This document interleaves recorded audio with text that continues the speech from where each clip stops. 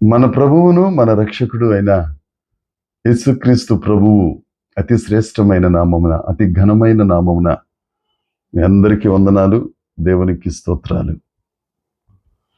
జాలి కలిగిన దేవుడు, ప్రతి ప్రయత్నములను సఫలపరిచే గొప్ప దేవుడు, రాత్రి సమయం ముందు మనందరికీ తోడుగా ఉండి మంచి నిద్రను అనుగ్రహించి ఈ నూతన దినములోనికి మనల్ని ప్రవేశపెట్టినందుకై సమస్త మహిమ ఘనత ప్రభావములు యేసుక్రీస్తు ప్రభువుకే చెందునుగాక.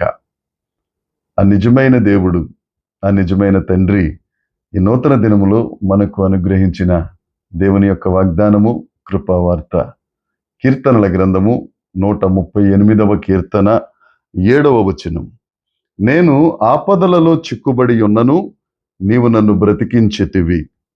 నా శత్రువుల కోపము నుండి నన్ను రక్షించుటకై నీవు చేయి చాపెదవు, నీ కుడి చెయ్యి నన్ను రక్షించును.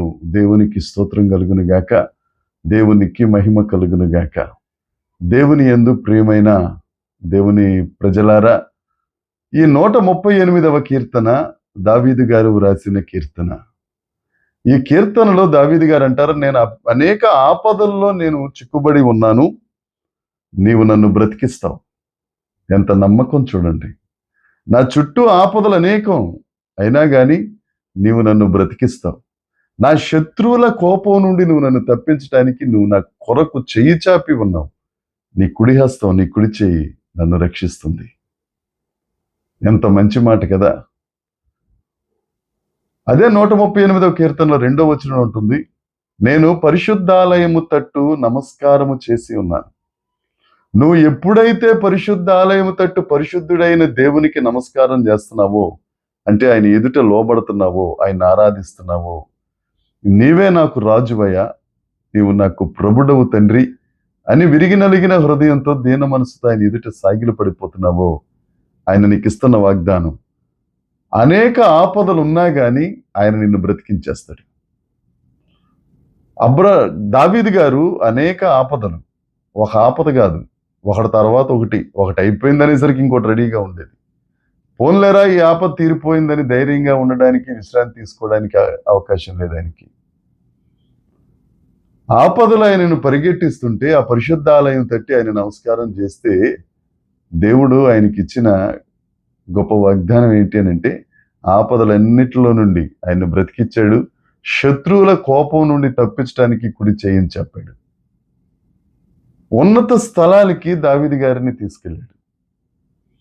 ప్రియమైన సహోదరి సహోదరుడు, దేవుడు నీతోనే మాట్లాడుతున్నాడు ఇది. నాన్న, ఏ ఆపదలు ఉన్నాయో, ఎన్ని రోగాలు ఉన్నాయో, ఎన్ని రోగాలతో బాధపడుతున్నావో, ఎన్ని రకాల ఆర్థిక పరిస్థితుల్లో కొట్టుమిట్టాడిపోతున్నావో, లేకపోతే శత్రువులందరూ నిన్ను చుట్టుకుని కమ్ముకుని విసిగించేస్తున్నారో, నిద్ర లేకుండా చేస్తున్నారో, దేవుని వైపు తిరుగు. ఆ పరిశుద్ధాలయము తిట్టు తిరుగు. ఆ పరిశుద్ధుడైన యేసు ప్రభు వైపు తిరుగు. ఆయన శరణు జొచ్చు. నీకెన్ని ఆపదలున్నా కానీ 54వ కీర్తన 7వ వచనంలో కూడా దేవుడు వాగ్దానం చేస్తున్నారు కదా, ఆపదలన్నిటిలో నుండి దేవుడు నిన్ను విడిపిస్తారు. ఈ దినాన్నితో వాగ్దానం చేస్తున్నారు. వాగ్దానం చేసిన దేవుడు నమ్మదగిన దేవుడు, మాట తప్పని దేవుడు కదా. నమ్ము దేవుని వాగ్దానం. నీకు ఎన్ని ఆపదలు ఉన్నాయో లిస్టు రాసుకో, చేపెట్టి ప్రార్థన చెయ్యి. ఆపదలన్నిటిలో నుండి ఆయన నిన్ను బ్రతికిస్తారు. అంతేకాదు, నీ శత్రువుల కోపం ఏదన్నా ఉంటే ఆయన ఆ కుడి చేతిని చాపి నిన్ను రక్షిస్తారు. యోసేపు ఎన్ని ఆపదలండి, ఎన్ని ఆపదలు. సొంత వారే వస్త్రాలు చింపేసి గోతిలో పడేశారు, పైకి తీసి బానిసగా అమ్మేశారు. పోతీఫరుకు ఇంటికి వెళ్ళిన తర్వాత రకరకాల పరిస్థితులు, చెరసాలకి వెళ్ళిపోయాడు. ఎక్కడైతే బానిసగా ఉన్నాడో అక్కడే రాజుగా ఉన్నాడు. ఎక్కడైతే అన్నలు తరిమేశారో, ఆహారం లేకుండా పోతే వారికి ఆహారాన్ని పెట్టారు. ఎక్కడైతే తగ్గించబడ్డాడో, ఎక్కడైతే ఆపదల్లో చిక్కుకున్నాడో, అక్కడే క్షేమకరమైన జీవితాన్ని జీవించడం ప్రారంభించారు. యోసేపు దేవుడే మన దేవుడు కదా. తప్పదని ఆపదలన్నిటిలో నుంచి బయటికి తీసుకొస్తాడు. ధైర్యంగా ఉండు, యేసయ్య ఉన్నారు. అంతేకాదు, శత్రువుల కోపం, నెబుకద్నెజరు కోపం షడ్రక్ మేషక్ అబేద్నెగోల మధ్య 7 అంతల అగ్నిని రేపేటట్టుగా చేసింది ఒక రాజు. నెబుకద్నెజరు మాకు చింత లేదు అని ధైర్యంగా మాట్లాడి పరిశుద్ధాలయం తట్టు వారు మనసు తిప్పారు. దేవుని వైపు వారు మనసు తిప్పారు.